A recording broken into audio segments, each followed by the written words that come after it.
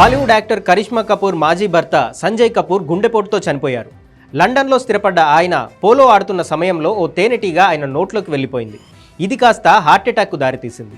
దీంతో ట్రీట్మెంట్ తీసుకుంటూనే ఆయన చనిపోయారు. చాలా ఏళ్ల క్రితం కరిష్మాను పెళ్లి చేసుకున్న సంజయ్ తరువాత ఆమెతో విడాకులు తీసుకున్నారు. 53 ఏళ్ల వయసున్న సంజయ్ కపూర్ భారతదేశ ఆటోమేటివ్ రంగంలో ప్రముఖ వ్యాపారవేత్త. గురుగ్రామ్లో ఉన్న ప్రముఖ ప్రపంచ ఆటో విడిభాగాల తయారీదారు సోనాకామ్ స్టార్ అధినేత Sanjay Kapoor. Automotive component manufacturers association of India అధ్యక్షుడిగా కూడా ఆయన పనిచేశారు.